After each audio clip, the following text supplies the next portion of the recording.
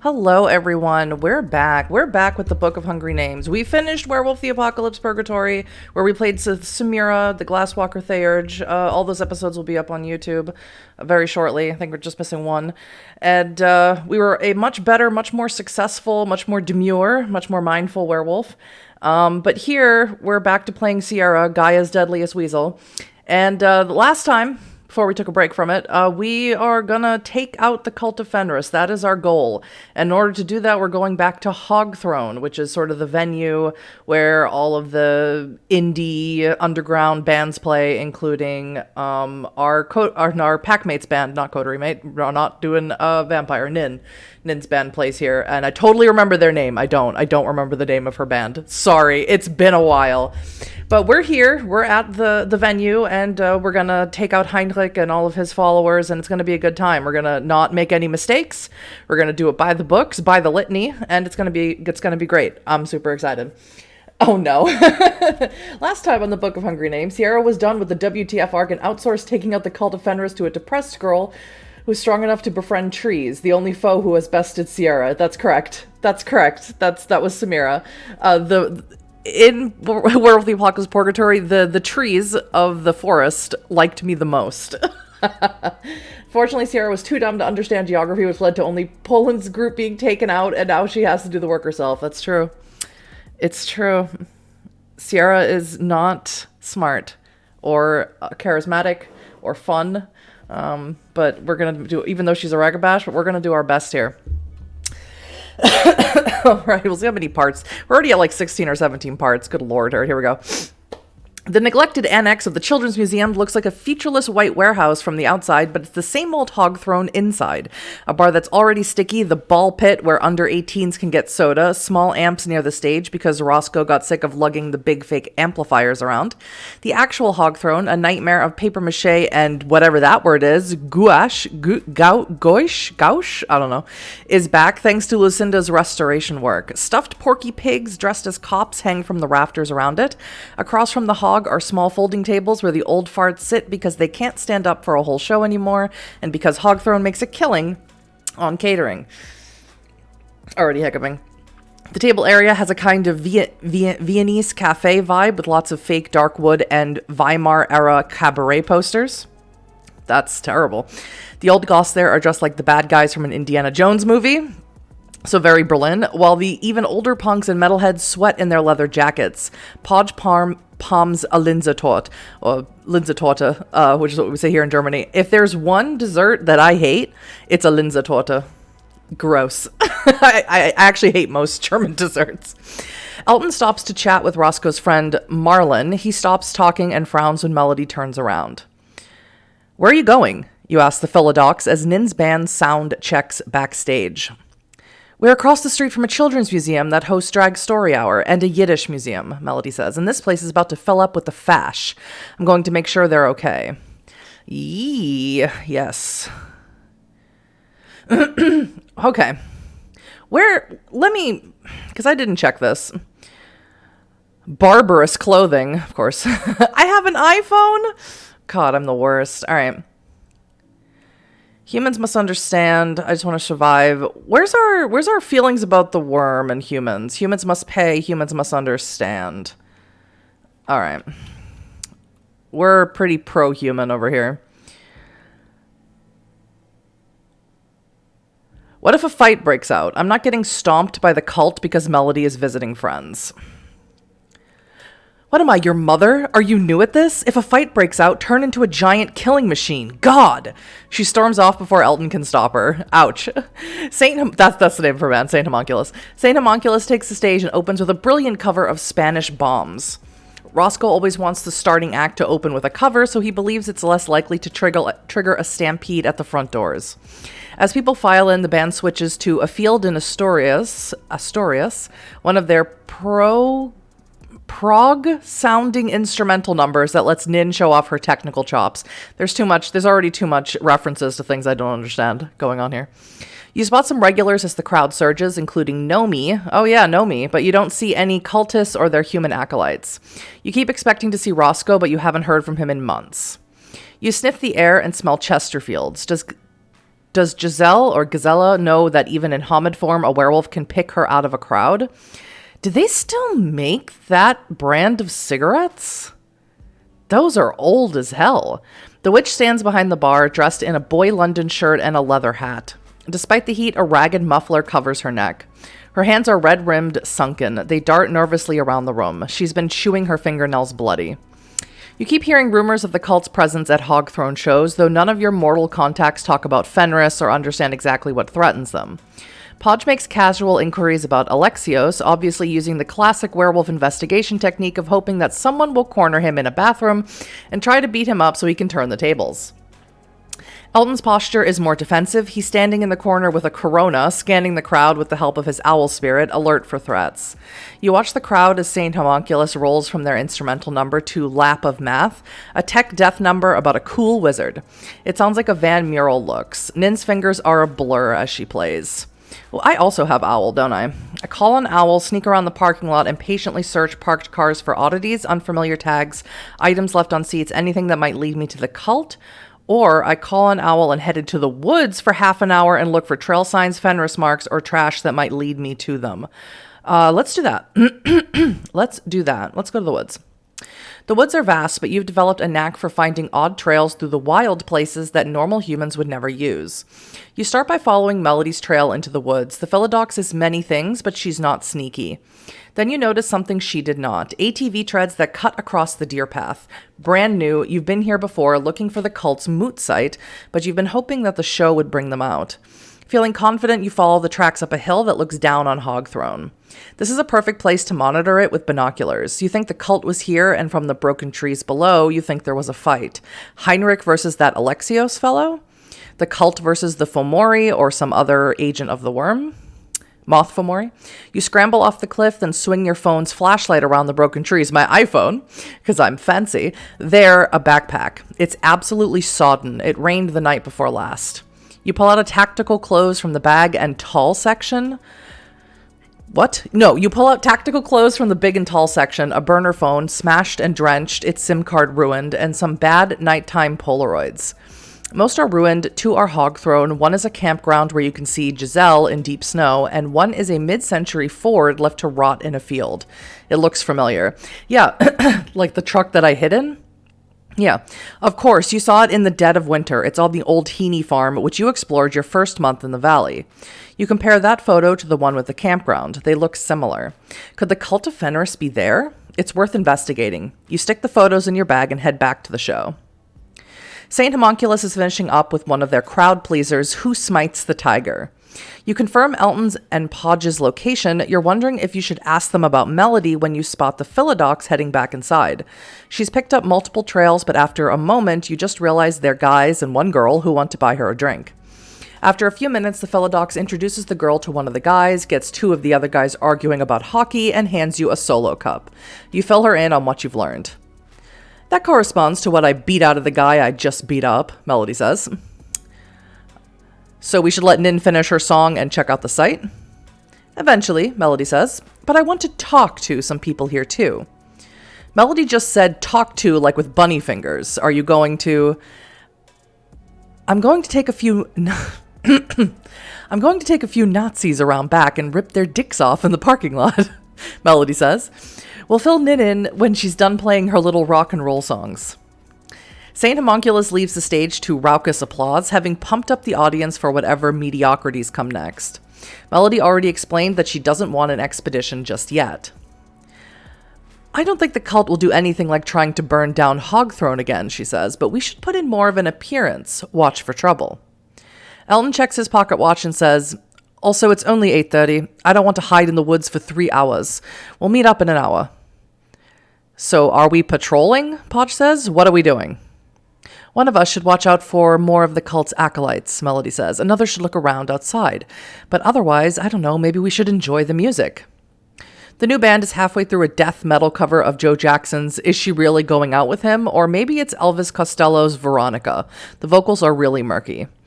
Okay, not this music, Melody says. Maybe the next music. Nin and the rest of her band migrate to the bar, and the others wander off. It looks like you have some normal human time. Normal human time? That's so fun for me. Let's find, We've already become too much like normal humans. I patrol the woods around the show. No, come on. Where's Nomi? We haven't spoken to Nomi in ages. Let's see how they're doing. As the band on stage grinds through a truly abysmal power pop cover of Simone and Garfunkel's The Sound of Silence, you scan the crowd until you spot the journalist. They have expanded their increasingly ragged Baja Hoodies patch collection. As they tell you about their latest deep dive into Saint Hubertus of Liege, you read, The Wrong Amazon is Burning, Punks Respect Pronouns, Ableism is Not Punk, Girls Invented Punk Rock, not England, No Gender, Only Rage. Elton and Nin got me the last two for my birthday, the journalist says. Okay.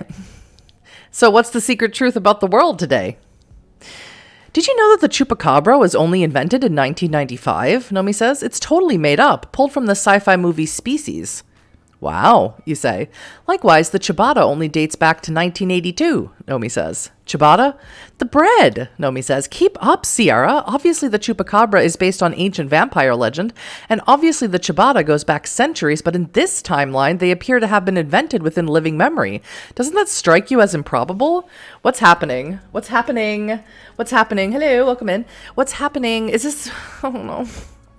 Please, I can't do the WTF stuff anymore. Subtracting 1982 from 1995 gets you 16, Nomi says. But it does. What? No, it doesn't. No, it doesn't. Does it? No, it doesn't. Please. 5 minus 2 is 3, and 9 minus 8 is 1, so it gets you 13. What's happening? Gets you 16, Nomi says. Do you know what was invented 16 years ago? Hold on. That's right, the hibernation diet, Nomi continues. A diet that encourages you to eat honey before you go to sleep. Can you believe that? Now, there are two reasons why this might be happening, and I need to explore both. First, vampires. If I were a vampire, I wouldn't want to drink tangy blood. Spreading a rumor that honey before bed is healthy would be in my best interest, wouldn't it? Second, we need to seriously consider the possibility of Bjorns, werebears. Oh god, we talk about Farah now. Perhaps due to loss of habitation, werebears can no longer reproduce naturally and need to lay their eggs in humans, help, and then encourage them to transform with a diet high in honey and ciabatta bread. My problem is that both starving vampires and failed Bjorn transformations might be mistaken for chupacabras. More research is needed. Help me.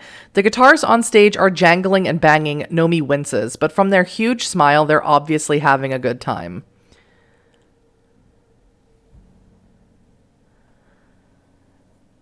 Why can't I ask about the WTF they're talking about? What?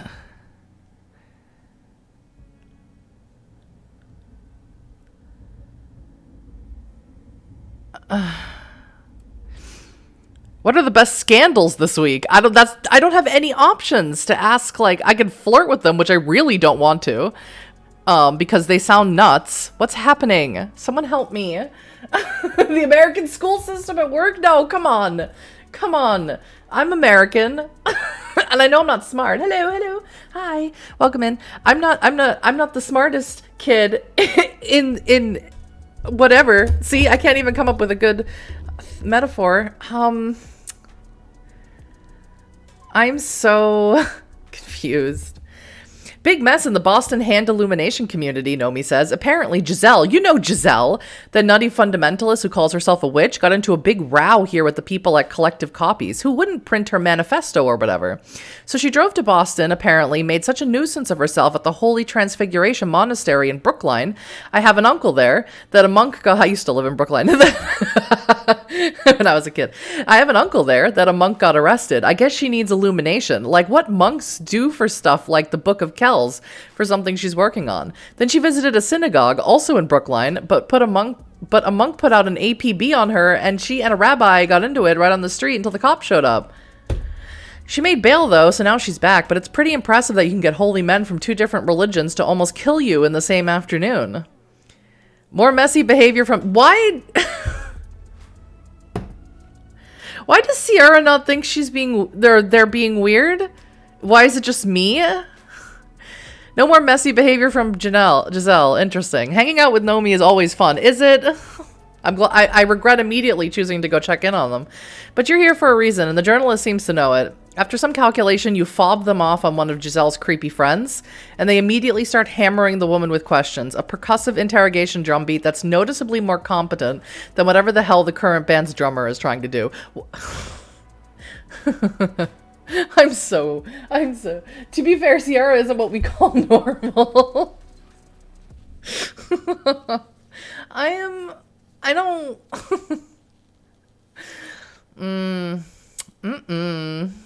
I didn't like any of that. Hanging out with Nomi is exhausting. Yeah. I mean, to be fair, I felt bad that we abandoned them a few times now in this story to go do werewolf stuff. And we kind of got them kind of like kidnapped and tortured a little bit, just a little bit though. But now I'm never ever talking to them again if I can avoid it. The new band is better than the last one. Some kind of ska, Scandinavian death metal mashup that works pretty well. Corpse paint and pork pie hats in the mosh pit. You've had your fun though, and no, I didn't. And it's time to scout the cult of Fenris. Now, where is everyone? You follow the crowd's libidinous. It's a big word. I like your funny words, magic man. Libidinous anxieties until you find Nin sipping a Borg full of Gatorade and surrounded by people trying to work up the courage to approach her. She smiles when she sees you and the crowd moves away. It's interesting to think about how terrifying normal people find the little wolfborn. Of course, you've seen her bite people in half, but most people haven't. Time to go? The Galliard asks. Tell Podge to load up the truck, then we'll change outside, you say. You step outside, but something seems wrong, off. Really? Now you think something seems wrong?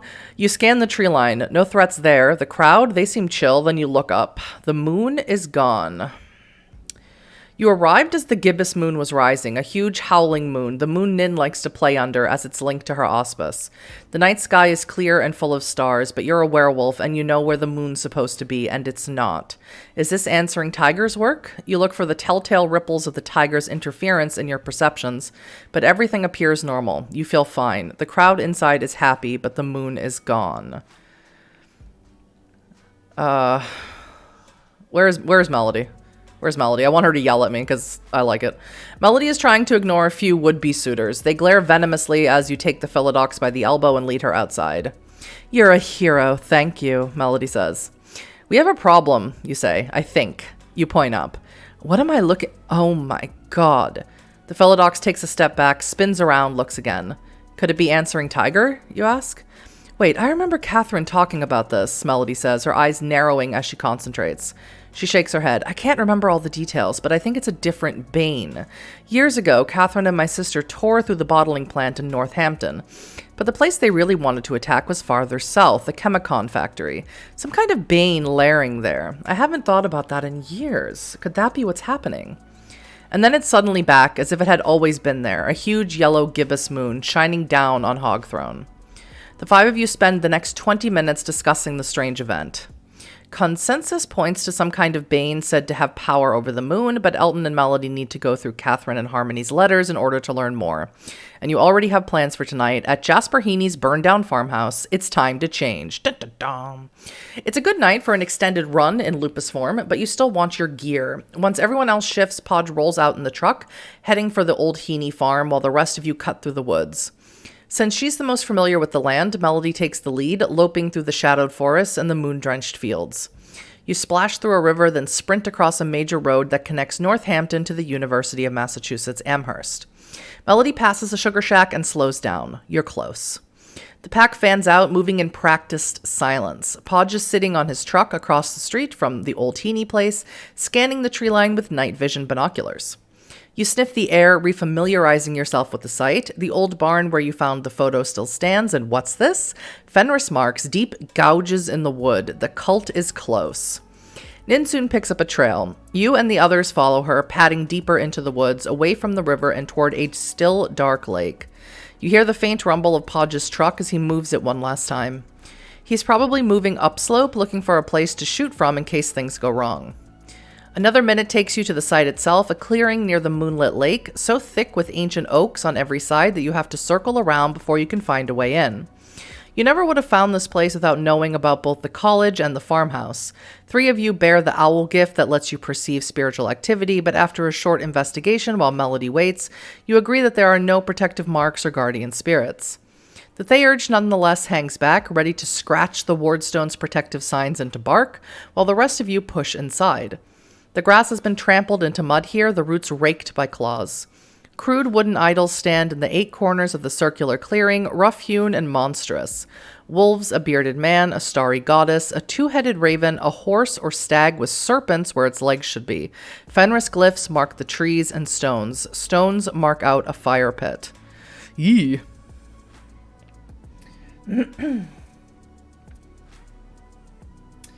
Where's the moon? Where's the damn moon? No Kindred, no Banu Hakim here. Hello, Earl Shelby. Let's see. I have to say this. Because I'm a Ragabash. So this is the master race, huh? Gnome statues and mud? It's hard to make a joke land in the primal tongue, but you manage to share an ironic moment with Melody. The Philodox nudges one of the idols, then stops. One is missing. Not one in the circle, besides the fire pit is a stump where something heavy once stood, marked with fresh-cut glyphs and dark with blood. Could that explain the moon's disappearance? But before you can articulate a question in the primal tongue, Nin's ears perk up. They're already here, Elton says. It's not midnight, Melody says, is it? I think I saw a clock through there, Elton says, pointing back the way you came. Melody takes the hint and hurries out of the clearing. So do you, leaving Nin to climb a tree and Elton to fade into the shadows. The second you and the Philodox are under cover and peering through vines into the clearing, you hear howls and crashes. Vindlason and Roland appear first in their lupus forms. Vindlason huge and rust red, Roland shaggy and gray like a wolfhound, with a distinct beard that curls below his heavy snout. 2 more werewolves crash through the entrance a moment later, both in their hispo direwolf forms, snarling and snapping. They're nearly identical, big, powerful, silver gray in the pallid moonlight. Black mud mars their chests and shoulders as they tear at each other until they suddenly break apart. They circle for a moment around the extinguished fire pit, smash together with such force that your shaggy ears ring, then tangle with each other on 2 legs like bears. Ah, it's a fly in my room. You fear that they're shifting into their Krynos forms, where the formality of this duel will give way to madness and murder. But they only fight on 2 legs for a moment before one of the werewolves slams the other into the dirt. You see a pale eye glowering. The fallen werewolf isn't badly hurt, but he's beat. The victor snarls, huge claws, blood red and razor sharp, settle on one of the stones around the campfire. Then Heinrich shifts into his glabro form and rises painfully, circled by Vindlerson and Roland. Now you can see the horrible wounds covering Heinrich's body, long, hideous claw marks. Flesh spasms as the ghastly wounds heal. It is decided, the 4th werewolf says. You will be permitted no more challenges. In moments, all 4 squat naked around the dead fire in their hulking glabro forms. Heinrich refuses to look at Alexios. The new werewolf appears spry and young, but it's hard to tell what he might look like as a man. Unlike most werewolves, he has a wolf's head in his glabro form. Oh, that's so creepy. I love it. With a long muzzle full of sharp teeth and eyes that shine like twin moons. He retains his claws too, which look fit to tear a man in half. Heinrich's power has failed, Vindlason says, looking at the stump where something used to be. The Neo-Albion strike force never came back. Do we use the girl? I do not trust the witch, Alexios says, still speaking the primal tongue. She thinks sacrifice is a trick, a means to power. Humans always think there is a loophole, a way out, but there is only the price you must pay. Heinrich was a fool to permit her into our council. Heinrich glowers but says nothing. We must travel to Chemicon and destroy the worm thing there. Then we will turn our attention to Daphne Clear and the Lost Ones. Heinrich recovers some of his dignity as he and Roland start making plans for the assault on Chemicon. You've investigated Chemicon a bit, but Heinrich has obviously been busy and unsuccessful as Neo-Albion apparently lost an entire strike force trying to take out whatever is hiding in there. As you listen, it's clear that no one knows much about the Bane. Now they're stymied and Alexios has laid down an ultimatum. They will attack on the full moon. The gibbous moon is waxing. You have 5 nights. These monsters, Melody whispers, her voice in the primal tongue threatening to rise to a growl. We need to get rid of them sooner or later, you know. Sooner rather than later. Oh god, Sierra's such a weenie. We can't fight rage with rage. We need to stop them, but we can't be mad wolves. I just want Melody to yell at me. Melody nods. Oh no, she agrees with me. She licks her teeth, trying to articulate a long-term plan. A twig falls from the branch Nin is on. Roland looks up, but can't quite see her. Nonetheless, Nin hurries from branch to branch as Elton also retreats until everyone is huddled outside the circle around Melody. We're faced with the question, Elton says, of whether we can exploit the cult of Fenris for our own ends, the preservation and protection of Gaia. Patrick has argued that we can aim the cult at the Chemicon Bane and use them to... We are not squeezing anything good out of Heinrich and his Nazi industrialist pals, Melody snarls. Heinrich isn't in charge anymore, Elton whispers. Alexios doesn't appear to care about Heinrich's human-centric projects. He wants to destroy a Bane and get rid of a factory that we all agree is a problem. I say we help him. And if the cultists die in that factory, well, we've solved 2 problems. Cynical and over-clever, Melody says. Shadow Lord bullshit. It's not my plan, it's Patrick's, Elton says. For my part, I think we can win no matter what we do. Either we work with the cult to destroy the Chemicon Bane, or we take their territory while they're away and make sure they die at Chemicon. Wow, that's even more cynical, Melody says, but I like that one. These are desperate times and we need allies, even ones as debased as the cult, and Elton is right. If they die fighting, all the better. Yeah. Yeah. You can't see any effective way to propose an alliance without approaching the cultists, so you shift into your Homid form, throw your leather jacket around your shoulder, and step into the clearing. The cultists' rage buffets you like a storm as they turn to face you, but you don't back down. Alexios rises slowly, his wolf muzzle peeling back to reveal yellow fangs. He seems like a delight. Servant of stag, he snarls, speaking in the primal tongue. That's right, I'm a heart warden, I forgot about that. What do you want? His tawny eyes flicker past you to the others. Why have you come? You're going to attack the Chemicon factory, you say, but 4 werewolves aren't enough. The Broadbrook pack is waning, Heinrich says, glaring at each of you as you appear. Nothing remains but a narrow crescent where once their light outshone the sun. You are a broken people. You can offer nothing. Even reduced in stature, Heinrich regards all of you with almost uncontrollable hatred. His spirit allies flicker to your owl sight. The Philodox is strong here. We don't need lost ones, those who would steal our glory and secretly mock our ways, Alexios says. What could you give us to prove yourselves worthy to run with Fenris Wolf? We know how to investigate a site before the fighting starts. I'm willing to share what I already know to demonstrate both good faith and our superior investigative abilities. Yes. You have no problem outlining multiple ways to infiltrate a secure facility, especially after you just finished tearing through GRC media. You draw particular attention to the way you uncovered clues that in the end let you defeat or at least survive the threats arrayed against you. This lost one loves to talk. Yes, I do. Heinrich snarls after you've outlined your previous adventures without specifying where they took place. So do you, ape, Alexios snaps, but she talks well about what we have to do. He stares at you for a long time. You have done this sort of thing before. We have killed Wormspawn, of course, but this one is embedded like a tick. We need a plan to dislodge it. We need you, so you will serve us. Ugh. I don't like that. I don't like that at all. That sounds awful.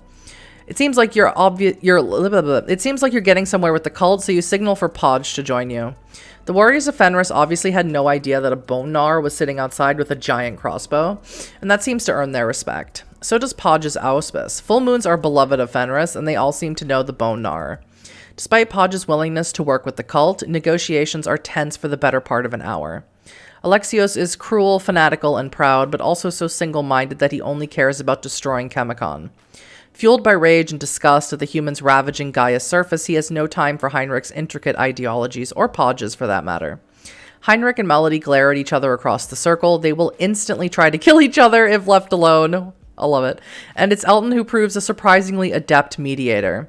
He keeps Heinrich away from Melody while skillfully encouraging Roland and Vindlerson to bicker amongst themselves, keeps Alexios focused on the coming fight, and skillfully extracts all information Heinrich has already accumulated about Chemicon. Hiccup. The cult's Philodox has been busy. Elton's goading eventually forces Heinrich to reveal online blueprints for the entire Chemicon facility. The company owns or has partial stake in 3 properties south of here along the Connecticut River. A chemical processing facility that makes plastic and transparent components like car windshields, a coal-fired power plant that they've promised to decommission or convert for the last 20 years, and a landfill that's drawn dozens of ineffectual lawsuits. Heinrich is a hard man to read, but you suspect that his goal is partly to transfer assets from Chemicon to Huddy development. He clearly isn't on the same page as Alexios, who dreams only of purification. Ooh, okay. I encourage Podge to keep his eyes on Vindlerson and Roland. I don't trust these two. What do they think of the cult's new leader? Go over battle plans with Alexios. Ugh, I don't want to talk to Alexios. Melody's fine. She can deal with it. Yeah, let's talk to Podge. Podge watches his fellow Aruns carefully as Elton negotiates with Heinrich.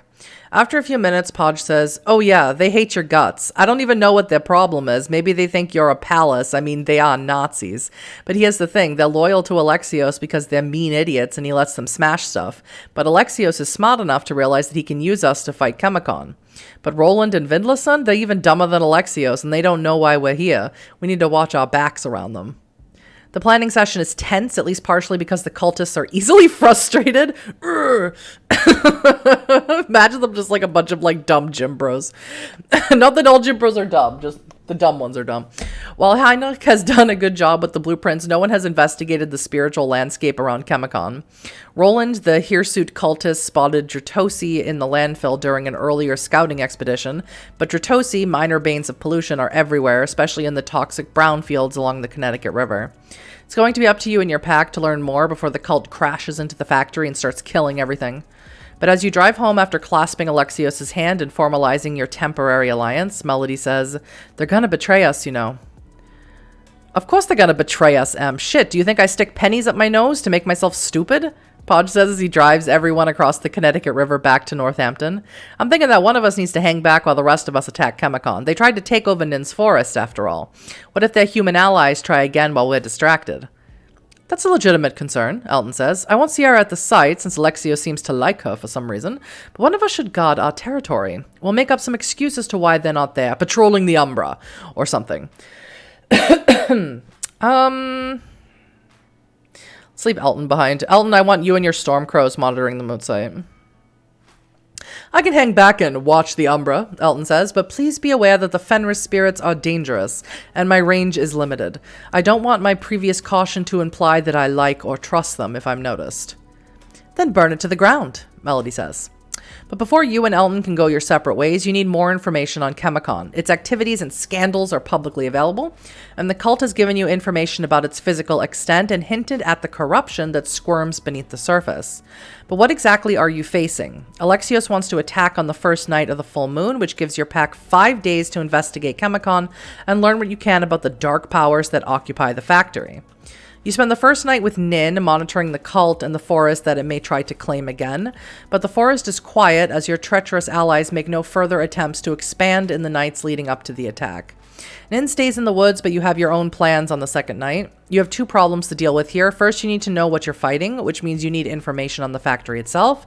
Second, you need a way in and out that lets you outmaneuver the cult if Fenris turns against you, which means an extensive working knowledge of the landfill around the factory. And of course, there's never enough time to learn everything. Great! That's awesome. Hello, welcome in. That's super awesome. Yes, I love it. All right. These landfill runoff scandals must have entangled Chemicon with local criminals. I patiently talked to some fixers I know. Can't talk anymore. So bad. Your investigation of JRC Media revealed exactly how much petty graft and fixing influences the construction of a normal office building. Business, politics, and organized crime must be even more entangled for a company as mired in scandal as Chemicon. You hit up the petty crooks who skulk around the parking complex outside the mini-mall. After the death of the other Shadow Lords, Elton sort of inherited Northampton's petty criminals, an obligation that he hates. He mostly prefers when you deal with them. Oh, it's so cute.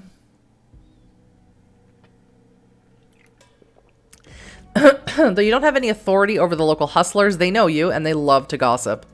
Turns out that Chemicon recently stopped subcontracting its landfill and coal plant security to Neo Albion.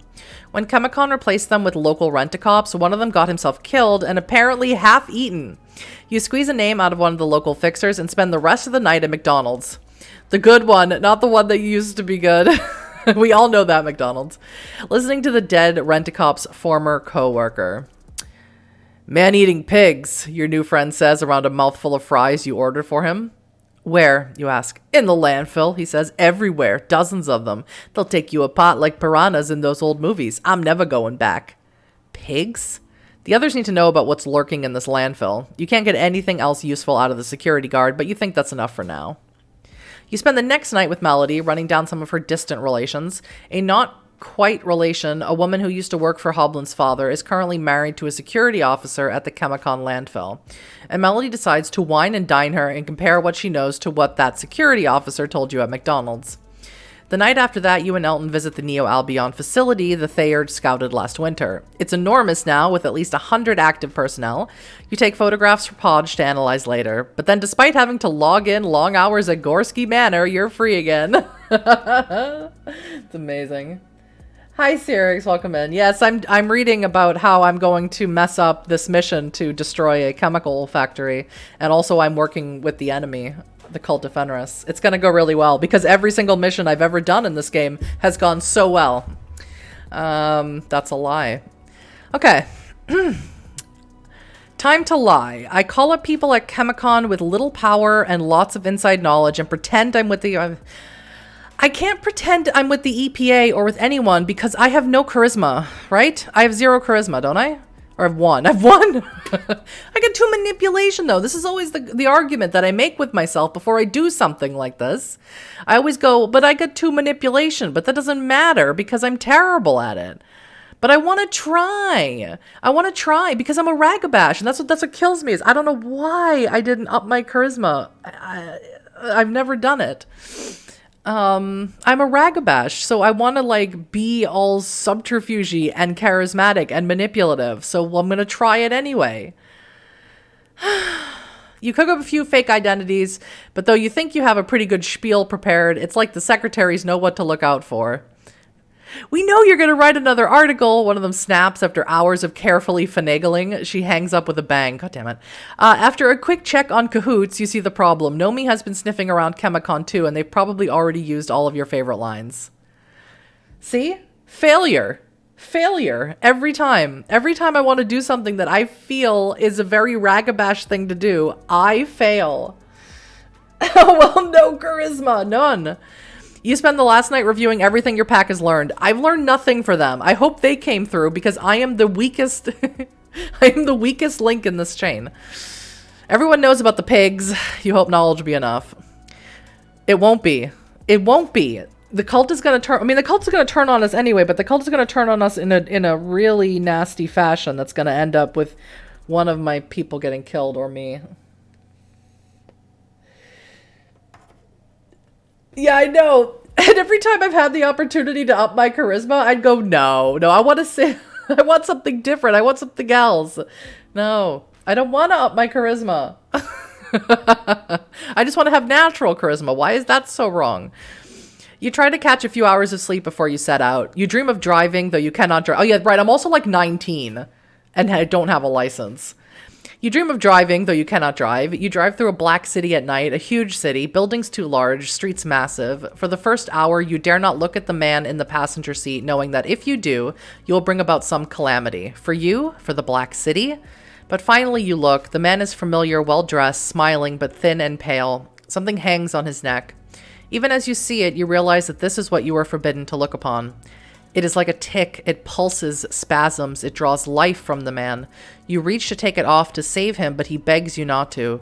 You reach 3 times and he begs you off 3 times, so finally, as you take an off-ramp away from the Black City, you lunge and rip it off in a sudden mad impulse. You know that it was the passenger's heart you ripped off, even as it pulses in your hands, even as he dies. That is such a good omen for going into this. I hope that doesn't mean Podge is, we're gonna lose Podge, my boyfriend.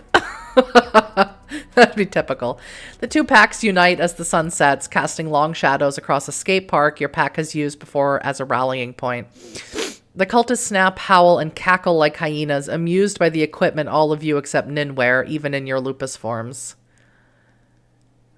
I laugh in Alexios' face. We're actually thinking about how to carry out this attack and escape afterwards, unlike these dopes. You howl and snap at Alexios, and while the big gray wolf seems ready to throw down, Heinrich snarls an irritated complaint. You are, the Philodox reminds you, here to fight Chemicon, not each other. Por qué no los dos? Nin takes the lead, howling her song of the moon path to guide your steps until Alexios muscles her aside and sprints south as fast and hard as he can.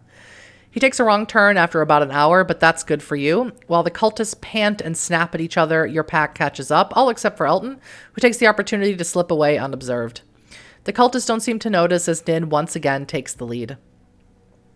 You soon reach the northeast corner of the landfill security fence, a black latticework against a night sky the color of light pollution.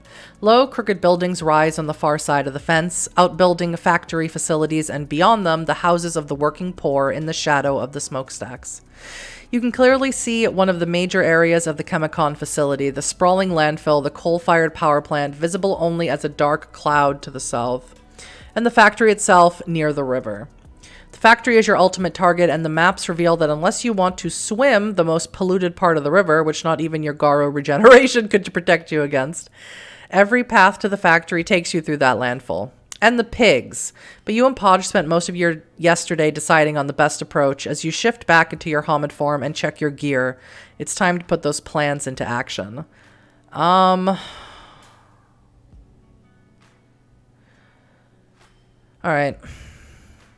Since we couldn't get sneaky information via pretending to be from the EPA, let's investigate the offices first before we start blowing up facilities. The coal plant sprawls to the south, but the offices are to the southwest. That's diametrically opposed to where you are now, but it's only a few minutes out of your way. The idea is to let your allies watch the cult so they don't get into any trouble, while you and Podge slip into the mostly empty offices to rummage around. Podge checks his portable armory, then scans the far horizon, making sure that what he can see corresponds to what the blueprint said. It's looking good, but you'll have to get closer. Oh no, God. Charge! Leroy Jenkins! Alexios roars. 4 cultists smash the gate down in their direwolf form and charge across the landfill surrounding the Chemicon factory, howling their war cries. Idiots, Melody says. Well, I'm not running in my Homid form, not without a sports bra. So valid. Nin, still in her lupus form, asks you and Podge if you told the cult about the pigs. I absolutely did, you say, moving awkwardly over the trampled fence to follow the cult. Halfway across, you hear the squeals. Your foreknowledge of the demon pigs doesn't make their appearance more comfortable. Their flesh is burned and split, the white skin of their faces peeled back to expose too many tusks and eyes. Swollen trotters help them maneuver in the knee-deep trash. There must be 50 of them. You can fault the cult for many things, but they're not cowards. Alexios leads the charge, and in seconds, a half-dozen pig things lie torn and broken amid the blowing trash. We will deal with this, Roland snarls. His beard is already slick with gore as he spits out a wad of rancid ham. Keep moving! Despite Roland's brave words, the cult is hard-pressed. Well, fuck 'em, Melody says. Let's go. She turns towards the factory. I wish it was that easy, Podge says. It is, Melody says, walking away. But if the Fomori survive, they'll spread into the town, Podge says. Melody stops. It's a miracle they haven't already spread outside this dump, the Arun says. One of us should stay behind and make sure the cult kills every last one of them. Oh, God. It's going to end up with just being me alone in the factory. Melody, watch the cult and make sure no Fomori survive. And if there are other casualties, you know, whatever. Catch up when you're done. Oh, come on, Melody says. I have to protect the cult? Sierra already said that once all the pigs are gone, you can sort things out however you want, Podge says. Just deal with the problem. Melody sighs, shifts into her Glabro form, and draws her axe. She's a cagey, vicious, close combat fighter, but not as erratic as the cultists. And she can pick off those hog things all day because she's smart enough not to get surrounded. You follow Podge and Nin across the vile no man's land between the security fence and the main factory. This place is a true blight, a before advertisement for the EPA, and even with the fall of the Broadbrook Garu, you're not sure how humans let this thing get this bad. The landfill is a festering heap of every kind of trash, from cars and mattresses to sealed plastic and metal drums standing in grid-like rows. They look like a beehive from above, neat hexagons, hidden growth within. The coal plant smokes and fulminates. It looks like a ruin, windows broken, one cooling tower crooked and covered in old scaffolding. Beyond them, across brownfields and parking lots and abandoned outbuildings from a time when Chemicon employed thousands instead of dozens. The factory, a cubist abstraction in black on the horizon, all crooked lines and dull smears of color. What? Watch our backs, I don't want to get hit by those pig Fomori? No, Melody's got that. We work together like a pack. Podge, stand guard while I get us in, then Nin, moving fast. The others move with perfect coordination. The factory seems to get no closer no matter how long you run, then it seems to rush up on you all at once, until it blocks out the sky, dulling the radiance of the full moon. Though you can see new trucks parked outside and plasticky white security systems on the doors, the place looks abandoned. It's so neglected that getting inside is trivial. You spot a vulnerable-looking side door, and Raccoon makes short work of it. Oh, that's right, I have that sweet Raccoon gift. Make short work of it. In seconds, the three of you are in. The factory is a palimpsest, the product of decades or centuries of industrialization. Ancient iron wheels hang above you alongside cheap modern track lighting. Raised plastic platforms with laptops look down on wooden assembly lines that look positively Victorian. Industrial robots stand cold and silent, their older models heavy and crude-looking, stained with rust. Nin yips, studying the machinery. She wants to know what they make here. Windshields, large format screens, certain kinds of reinforced transparent plastic for police and military applications, Podge says. You move deeper into the facility, passing through that's a word, chiaroscura of antique factory floors and modern offices, until you reach a hallway that looks like it's been abandoned for decades. Old office furniture, holes in the walls, the stink of mildew, and ashes. You follow the smell. Nin is staring right up through a hole in the broken ceiling, at where the moon should be. She howls and whines. Man, that's messed up, Podge says. How is that even possible? Do we have to worry about the tides or something? But there's nothing else here. You keep moving, following the burned smell into a huge fire-blackened factory floor. You stop a half step before you crush a human ribcage. There wasn't any news about this, Podge says, and the walls are still warm. He inches towards a heap of lusterless metal among the ruined and scorched machinery. Then the heap rises and twists, reconfiguring itself to reveal something radiant and terrible. A huge knight stands up, his body vaguely humanoid but bent and stooped, heavy with rusted armor. His head porcine but hidden under a massive helmet except for too many tusks. The thing in his hands comes up, then down, and though Podge flings himself away, the force of the impact blasts him against the wall and leaves him stunned and bleeding. The huge knight's gauntleted hands cradle the full moon. You blink as if that will clear the vision from your eyes, but no, the soot-blackened bane holds a wooden haft surmounted by a 5-foot silver orb. You can see the striations and craters that mark the moon, you know. Then the knight roars, spilling noxious bile onto the broken floor, and raises the weapon to crush you. Yay! I love being crushed. Yay, raccoon! I love raccoon gift. You run beneath a raised platform and the full moon smashes down, shattering metal, concrete, and wood. A spike of rebar from the platform misses you by inches as the knight raises his weapon for another blow. You roll out from undercover as the knight strikes again, obliterating the platform where you just hid and cracking the cinder block wall. You've bought Podge time to regain his feet and shift into his glabro form. Nin shifts into her direwolf form. She has the most bulk anyone in your pack can offer, and she still looks like a beagle next to the knight. But she hits him at a dead run, slamming him against the cinder block wall and savaging one arm with her fangs, ripping away the bracer and biting into rancid flesh until the bane shakes her off. You can see how your companions are using what the Book of Hungry Names revealed about the knight's armor.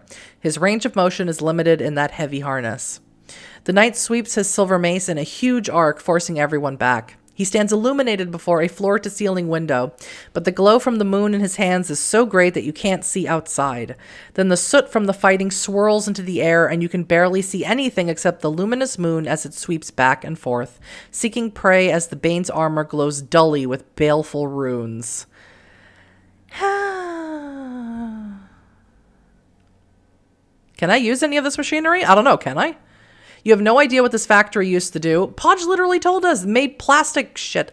But the upper levels aren't badly burned. Climbing up a broken staircase, you can see girders hanging crookedly from chains. Tugging the right chain would bring those girders down on the knight. Tugging the wrong one would bring the girders down on Podge and Nin. Well, I literally can't resist. I have to. I'm smart. Yep, let's try. You scramble up a flight of broken metal stairs, drawing the knight's immediate attention. He swings his mace, but you see it coming like a car headlights through the soot. You jump as the mace crushes a metal overseer's platform, land precariously, and pull yourself up among the chains. A squeal scream from below. The cultists and the Bane are locked in mortal combat. Did I hurt my pack? Oh, I did. Your ears ring and soot momentarily blinds you. You hurry back down the spiral steps, then spot Podge and Nin. They don't look great. Maybe that was a bad idea. You're just about to hurry all the way down when a huge gauntleted hand snaps out of the soot, grabs you, and slams you into the concrete wall. Sewing so well. The knight snarls, bounces you off a metal wall, then into the floor-to-ceiling window. You both crash through. You land on asphalt and roll to your feet, your ribs aching. The knight regains his feet, hurt but undefeated. He swings his mace, forcing you to duck and knocking Vindlerson into a parked van.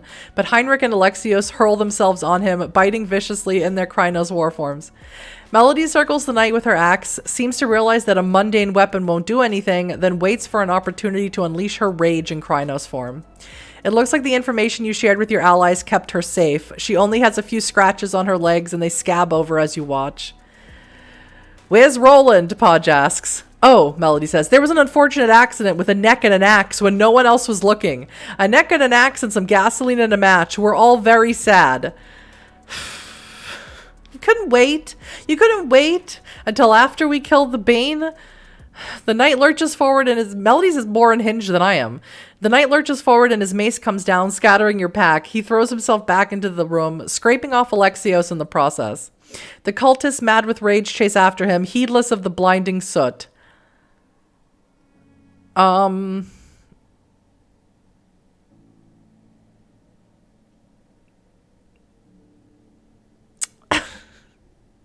It'll take iron nerves, but I draw the knight's attention, then dodge his attacks. Because what's the other thing?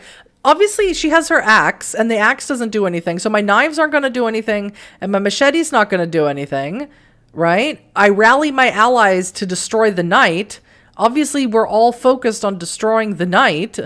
So what else could I possibly do here? Fine, I'll ask about my friggin' knives, because I have 3 dots in aim. I'd love to be able to use my knives. I just can't. All going according to plan. It always does. Though well made, your knives are small. You're just about to dismiss them, but as the knight rears back and forth, trying to shake off the cultists and your pack, you note exactly how many eyes he has peering out of his dull iron helmet. No one likes getting stabbed in the eye. It wouldn't be easy. You'd have to be accurate and clear-eyed to hit anything through all this damn soot, but a knife in the eye would ruin anyone's day. Owl drifts through the smoke, ready to lend you her keen senses. I mean, I have 3 dots in aim, don't I? I have 3 dots in aim. Much better than my charisma, so let's try. Fine. Fine. Hey, Sierra, you want to join the 19th century? Podge says, I've got a revolver if you... Ah, fuck. The Arun scrambles for cover as the knight brings his mace down, crushing an iron wheel and sending it rolling through the ankle-deep soot. It's a generous offer, but you trust your knives more than a firearm right now. You wait until the huge full moon swings back, shining on the Bane's helmeted face as the cultists regroup. The radiance illuminates a huge, wet, shiny eye, clearly visible through the swirling soot, and you hurl your knife. It pierces the eye and your enemy howls, squealing in pain and fear, nearly trampling Heinrich as the cultists attack again in its pain and surprise. When it gets the knife out, you throw another, ruining an eye on its chin. Ugh. This big boy is running out of eyes. His agonized rampage is so wild now that you abandon your attacks and duck under a twisted heap of metal that was once a stairway. The other werewolves swarm over him, biting and ripping. The Bane smashes into a concrete wall, then trips and lands with bone-rattling forces among the broken machinery. One last eye winks at you, trying to focus. You flick a knife and put it out. The full moon rolls out of the knight's hand and its radiance fades. That's everyone else's cue to swarm the fallen, blinded monstrosity.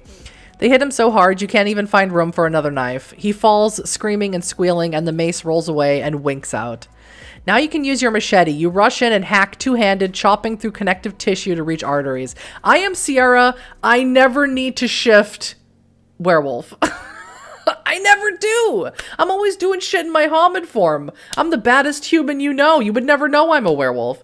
His body starts to break apart, becoming metal and flesh. You see the Bane itself gliding out of the ruin. Before it can escape, Nin and Heinrich grab it in their jaws and tear it apart. A flash of rancid energy as the Bane dies, and it's over.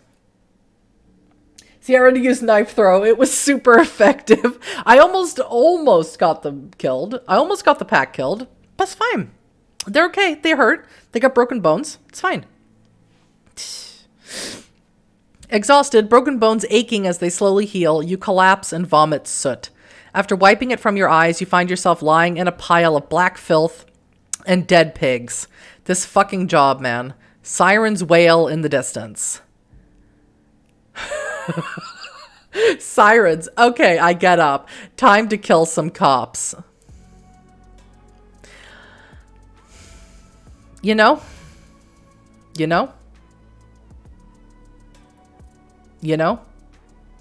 Yes. You regain your feet and look around, trying to locate the source of the sirens. Oh, you see them now through what's left of a window. Cops have pulled up, because I remember I got shot by a cop, didn't I? Didn't I get shot by a cop at some point? Yes, I'm ready to kill them. Cops have pulled up to the low-income housing project west of Chemicon territory. It looks like Chemicon security, who apparently missed the pig war in the landfill and the huge fucking monster fight, are yelling at the cops. Their voices echo off the bricks. Maybe this won't be your problem. Speaking of your problem, what about your pack? You take a quick head count. Your allies are hurt, but mostly okay. An exhausted Melody has returned to her Homid form and is now looking through the rubble for something she can wear. Podge cradles an old bullpup rifle while Nin stands guard in her Hispo form. Melody, you notice, has palmed some kind of wand or theresis that reminds you of the idols that attended the Summer King celebration when you rescued her from the pumpkin cult. Alexios is dead. His Homid form looks physically perfect in death, like Achilles laying slain outside the gates of Troy. Don't compliment him. But he's still dead, his chest crushed by the silver moon. Roland never made it out of the landfill, because Melody set him on fire, and Vindlerson is hideously wounded, his body broken and blackened by the silver radiance of the knight's mace. Only Heinrich remains mostly intact, though his arms hang uselessly. They both heal slowly in their Glabro forms. Vindlerson turns to confront your pack. He looms over all of you, though he's no longer in his war form, and one leg is nearly torn off. "We have lost 2 mighty warriors today," the cultist says. "You must think yourselves very clever to have used us against the worm in this way. But know that the warriors of Fenris will triumph in the—" "Fuck you, Nazi," Podge says, drawing a revolver. He steps forwards and shoots Vindlerson through the head with a silver bullet. Fucking love it.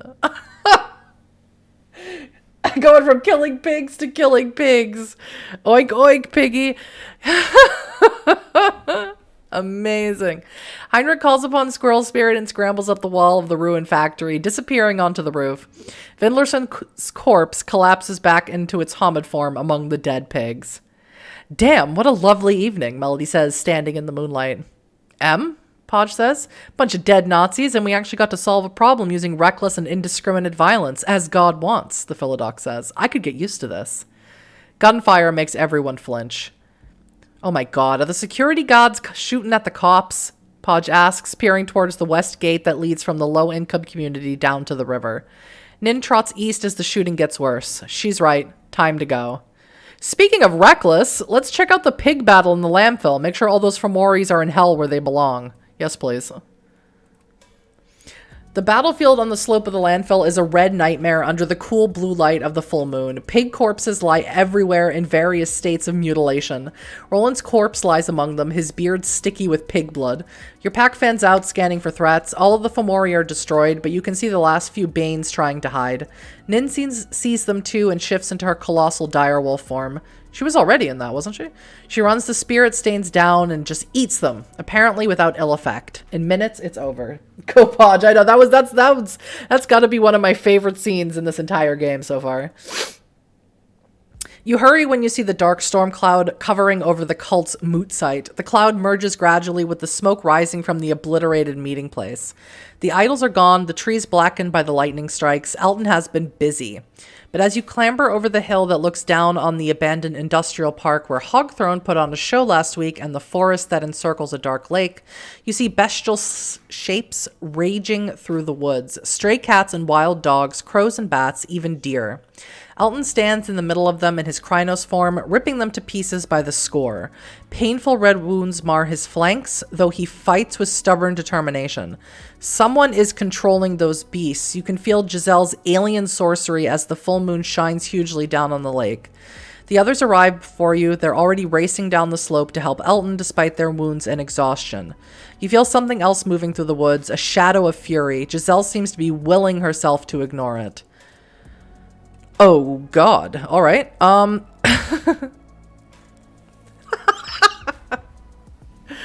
want to...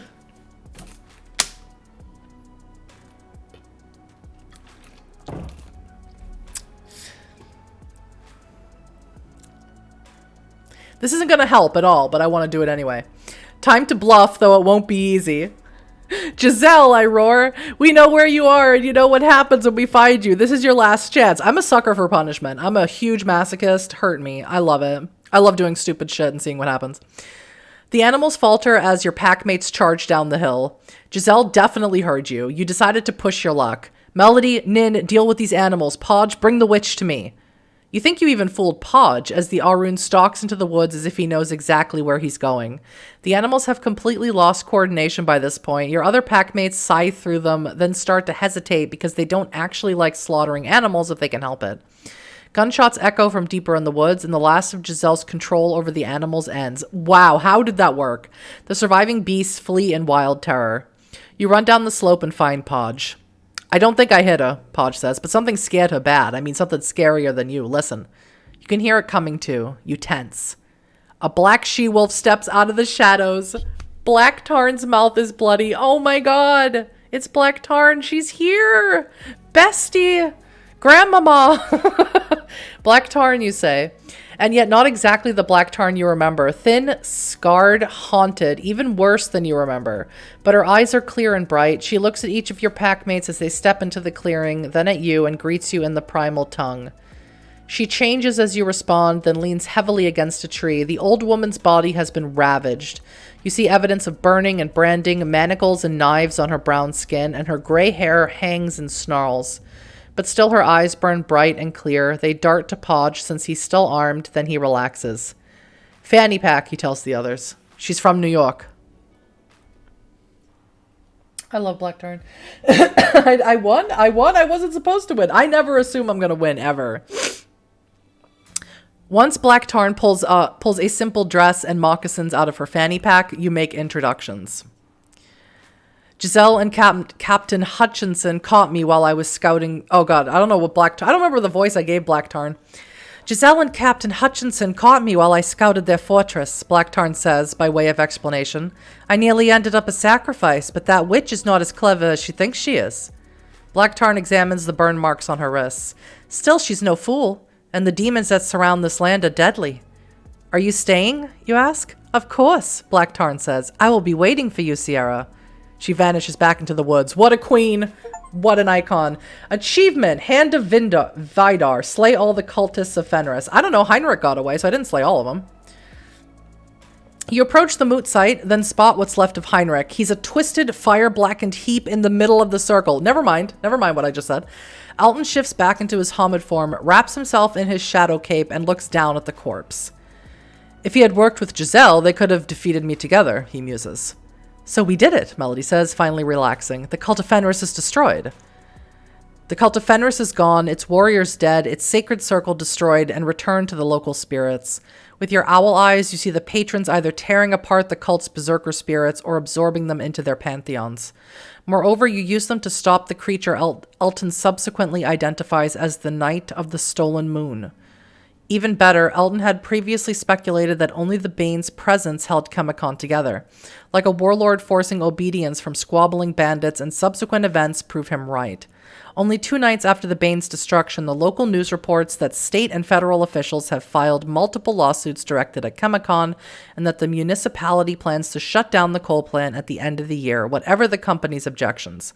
Subsequent news reports, which Podge gleefully forwards to you, reveal Chemicon in economic freefall. It's a victory, but there is no total victory against the worm. Several companies are maneuvering to purchase Chemicon's glass factory, and though the state has moved to shut down the landfill site, much of the damage has already been done. It will poison the land for decades or centuries unless the state and federal governments undertake a massive remediation program. And no one has the money for that. And there's a lot of truck activity around Chemicon. Someone is driving material out. You don't like that.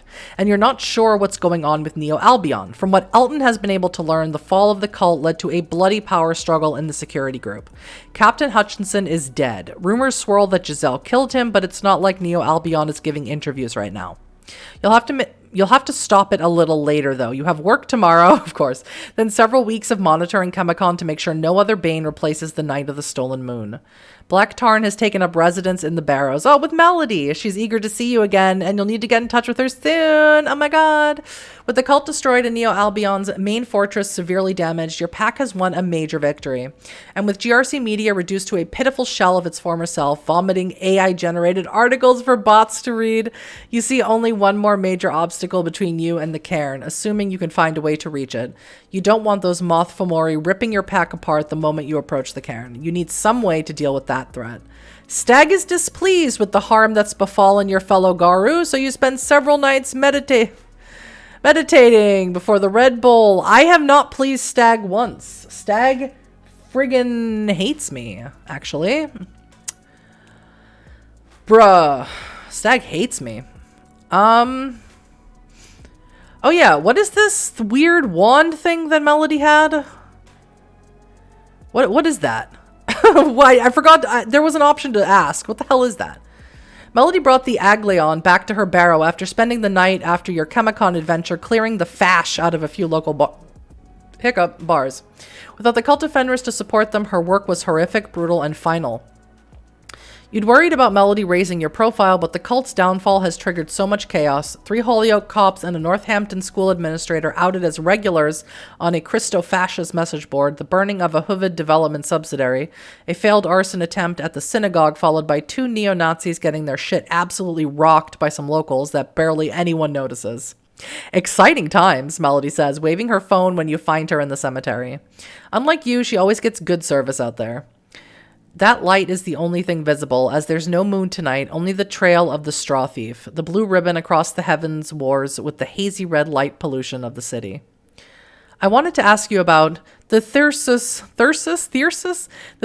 of Aglionice. I don't know how, that's nowhere near correct. Melody says, walking and talking fast. I normally rush to see if Catherine or my sister knows anything about weird magic, but they don't know anything. But good news, the Silverfangs had Theurges too. I talked with the shade of a Silverfang who died fighting up at Vermont Yankee, a good friend of Martha. She taught Nin, and he said that any Garu can use the Agleon.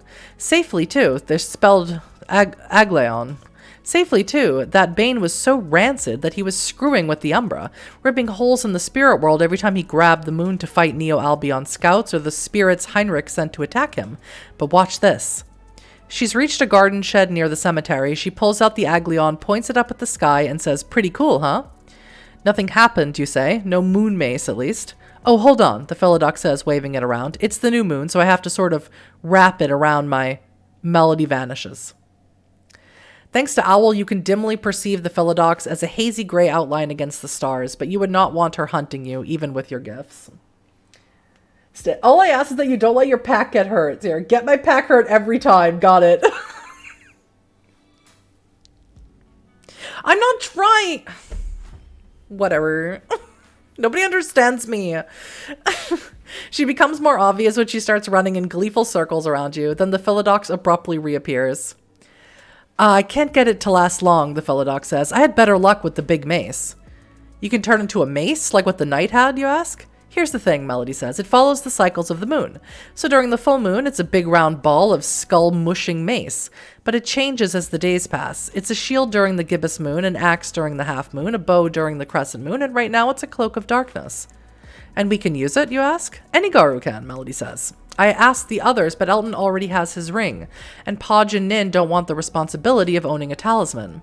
I have to say that I wouldn't mind keeping it, but the dead say that you're the one who has to decide, because you did the most to bring down the knight, which I frankly think is ridiculous. I mean, this isn't Taekwondo. We're not scoring points for technical proficiency here. Melody keeps talking as you consider who is best suited to bear the Aglion. No, I'm dead. With respect, I need all the help staying alive I can. I'll take it. I'm dead. Achievement, Thessalonian Theurgy. Call down the moon or give that power to a packmate. I'm dead. Don't give it to me. Oh, she's actually going to give it to me. Hilarious. Well, you convinced me, Melody says, tossing you the wand. Most talismans contain spirits bound to service, and this talisman contains a loon, though one of entirely different order from the exiled warrior Hijuki. This is a spirit of patterns and shapings, one whose nature is a regular change. When you hold the wand, you receive a partial glimpse of the ancient Thessalonian Theurge, famed even among humans for calling down the moon. Then Agliones vanishes, and you're left with a cape of darkness that spills down your arm, hiding your legs. Melody shows you how to wrap it around your body to stay hidden. Then after a long and miserable day at Gorsky Manor, she shows up with an entire tea-smoked duck wrapped in aluminum foil and a six-pack of tsingtao, and teaches you how to conjure the silver bow. It's barely 2 feet long and automatically conjures needles of silver light that will burn right through a bane, or a werewolf in any form, so you have to be careful. You spend half the night out back behind Gorsky Manor, shooting at anything that catches your eye. A few nights later, you get to test its edge against Melody's axe. You're good enough close combat fighter that Melody eventually abandons her axe because she doesn't want your weapon's supernaturally keen edge damaging it, and you spend the rest of the night hacking her makeshift cudgels in half. This talisman is going to be a powerful weapon against the worm. A frustrating week at work, Gorsky Manor is being pressured to hire off-duty police as security all night, and it's draining the coffers. Mr. Gorsky always pays his protection money, and he's furious that he's being shaken down like a junkyard or a supermarket. Helping your employer navigate kickbacks isn't really part of your job, but on the other hand, you don't like police attention. If it gets worse, you might have to intervene directly. When the King Street convenience store, the one next to the Hotel Northampton, refuses to pay, the owner is found the next day with his car's windows rolled up and the motor running in his garage. You and Nin scout the house where the owner died, also on King Street, and note the police surveillance from across the street. Elton judges this as an unacceptable escalation and gets in touch with the dealer he knows, the one who dealt out of King Street convenience back before the cops got greedy. You don't know exactly what the two of them do, but the cops stop bothering Gorsky Manor and stop monitoring the house. The very next week, King Street Convenience reopens as a 7-Eleven. Well. Yes.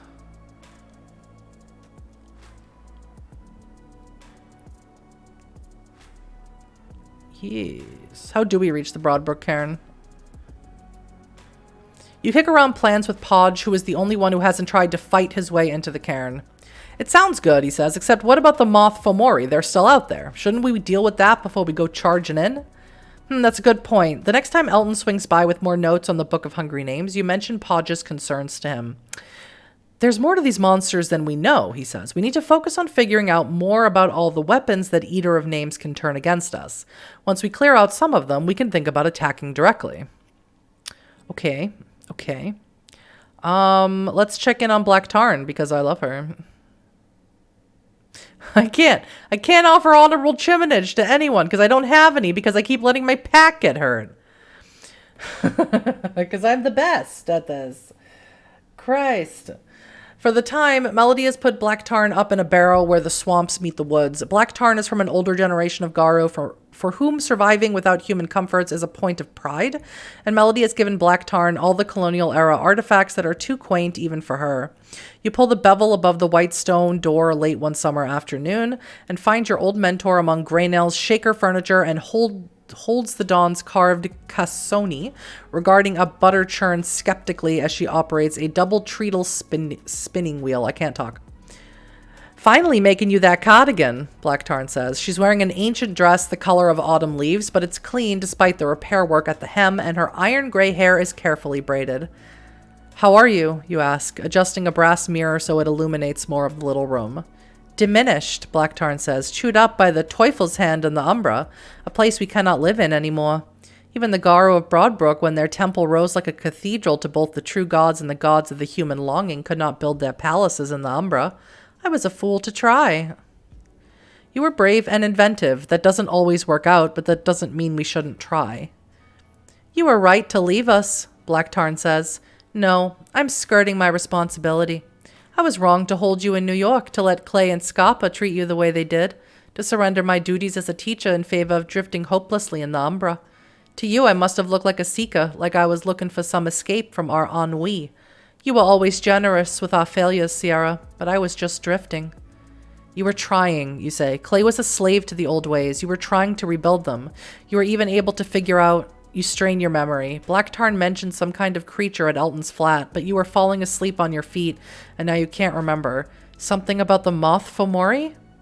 Names have little power, Black Tarn says, but German Garu who settled in Pennsylvania and New York called the spirit you faced here the Teufelshand, the devil's hand. That is correct. That is what that translates to. It makes webs like a spider, and its individual limbs resemble moths, so it's been mistaken for banes that have infected spiders or moths, but it's a single creature. There are depths to the Umbra that even the Garu have not explored, Black Tarn says, realms of twisted space where things wait and hunger. The Teufelshand is a predator that exists outside of our space. I've told Elton what I know, but I confess that I don't understand all his explanations. You should ask him what he has learned. You spend the evening with Black Tarn, making sure that she's as comfortable as she can be despite the grave wounds she suffered in the Umbra, and then at the hands of Giselle and Captain Hutchinson. She appears whole, but you doubt Black Tarn is wrong about her body slowly failing. Some wounds not even the Garu can regenerate from. Nonetheless, she's in high spirits, though her powers are diminished. They were diminished when you first met her, and the old Fury can still command powerful spirits. Melody drops by when the sun sets, in her lupus form. The three of you shift and spend the night running down and then devouring a deer. You're a skilled hunter, but Black Tarn has spent years mastering her lupus form, and she's almost able to keep up with you despite the gray in her muzzle and the slight limp in her back leg. It's Melody who has to serve as the beater, flushing out prey as you and your first teacher coordinate to bring the animal down. This is so sweet, even though it's, we're hunting an animal. You run with them all night, with blood on your fangs. When you get to Gorski Manor the next morning, a package is waiting for you. According to Black Tarn's note, it's an occult text Giselle wrote. The note claims it holds powerful insights into what Giselle wants and the extent of her powers.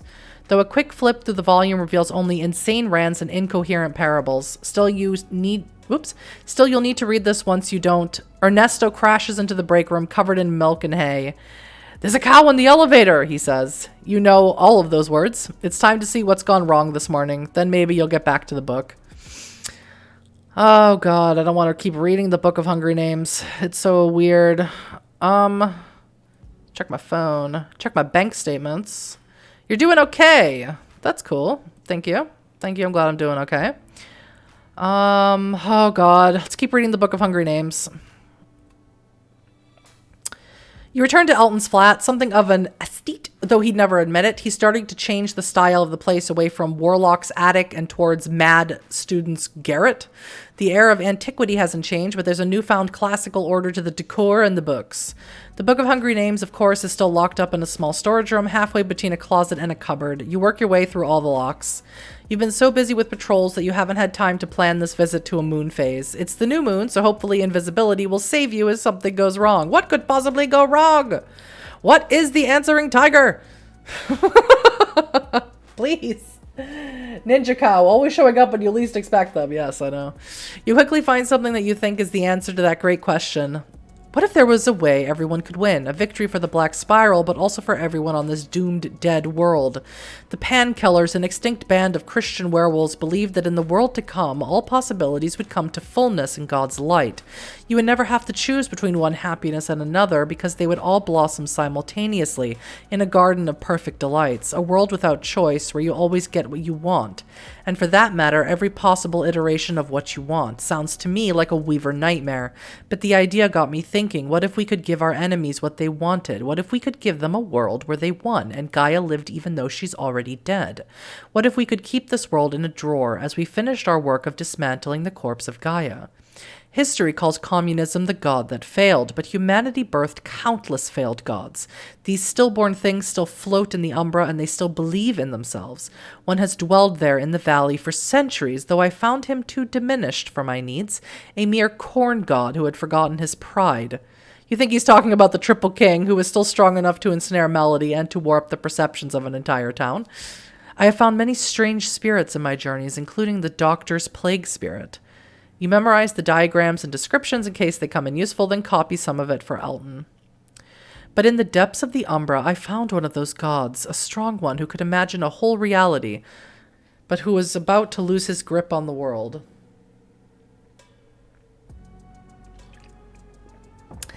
And when I crossed back to the physical world, I found myself in Vermont, at the recently decommissioned Vermont Yankee nuclear power plant, and I understood.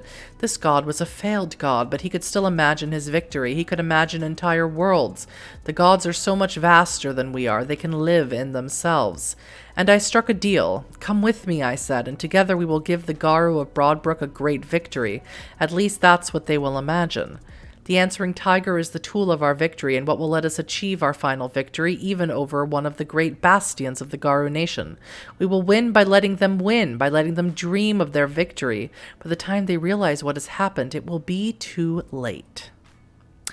You step away from the book, get out of the cramped room. You're dripping with sweat, but no extra-dimensional calamity has befallen you after this reading. Feels like days or weeks have passed, but when you check your phone, it's only 8 in the morning. You're thirsty, so you get some water from the kitchen tap. 2 gunshots make you duck. You glance down at Main Street from the window. A woman lies face down, in the middle of the street. As you watch, people pour out of the buildings across the street, shouting, while another group moves up from Pleasant Street. The latter is some kind of organized protest. There are only a few cops in the middle of Main Street, and they retreat under a barrage of rocks and bricks to hide in the fortress that City Hall has become. The protesters try to perform aid on the dead woman without success. When an ambulance arrives, the police open fire on it with tear gas and it turns around. What the hell have you missed? The political situation in the valley is getting increasingly out of control. The expanded provincial council, Neo-Albion, reckless and unaccountable police given free rein to hunt even the endless but never resolved legal disputes that surround companies like Everlight and Chemicon. Everything centers on Eater of Names and the answering tiger. Your packmates have worked meticulously to leak news of the police training facility to sympathetic humans. The construction of the security tactics and training zone, STOTS, is instant news. Building a massively expensive training facility on protected wetlands as the valley's schools and municipal functions struggle for funding, and the expanded provincial council refusing to disclose its budget has triggered multiple protests on multiple grounds.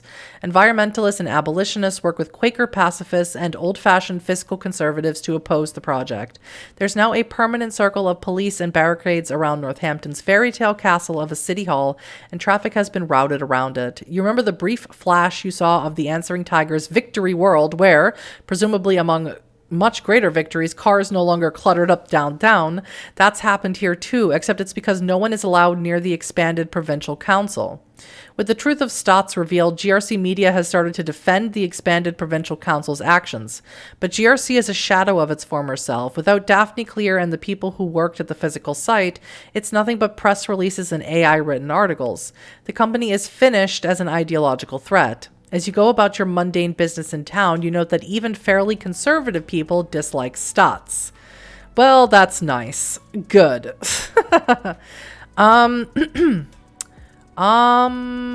Let's go into the deep woods. Let's just go check our regular stuff. Ooh.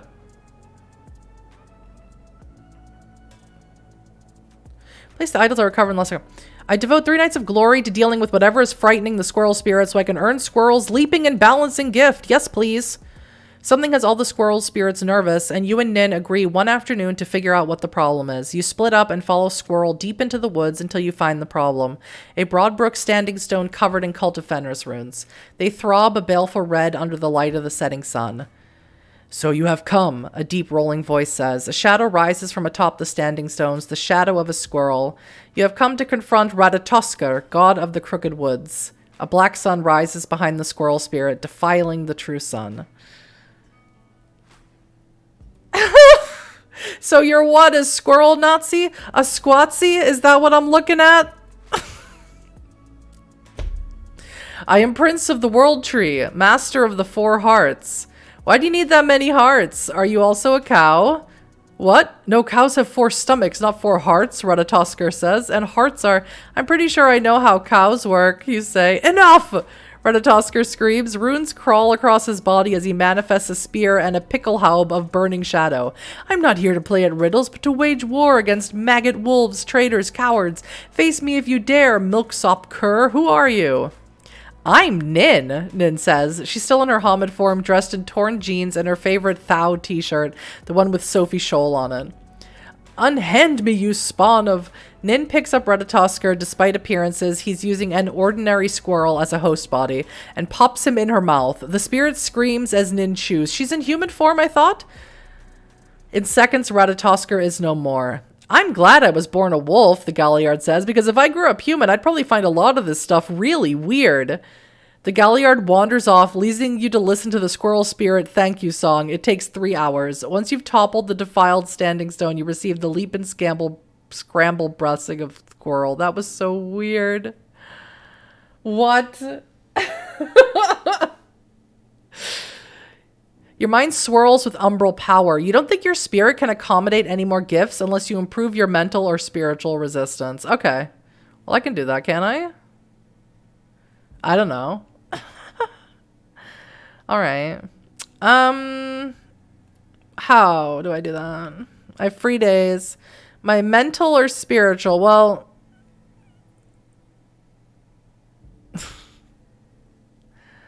this is social. This is physical. And this is mental. I miss Roscoe. Whoopsies. Let me do that. I miss Roscoe. Sobian.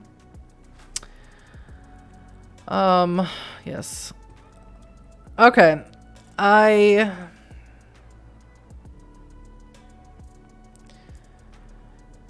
can't even...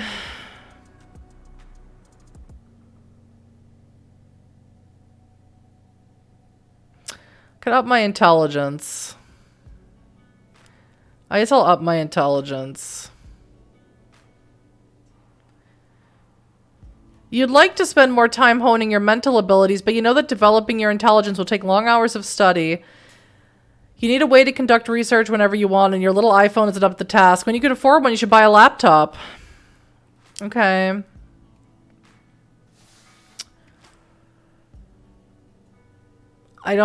I buy a laptop.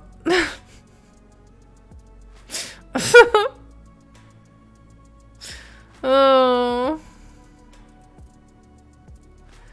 My intelligence, please. Any idiot can read a book. Okay. Oh my god. This is the worst. Well, now that I have a laptop, I should probably get up my computer skills. Yup. And my academic skill as well. Yes. Look at me. Look at me. Oh god. Alright, this is more things. We're gonna talk about Conrad Merritt, right? I forgot about another thing. Alright, I think I'm gonna end right here because it's 6:30 and my voice is totally dead. But yes, we're gonna keep going. I'll be back tomorrow with more Book of Hungry Names. Gotta love Nin. Yeah, Nin popping squirrels into her mouth as a person. I do like this. I do like that you can like do all this stuff, but I feel like this is the most boring part of the thing is me trying to figure out what I want to do and spend my stuff on. I'm a super indecisive person. But thank you so much, everyone. I will see you tomorrow for hopefully we'll try and get into the cairn. Maybe we'll kill Giselle. I don't know. We'll do lots of fun stuff as werewolves, but have an awesome day and I'll see you tomorrow.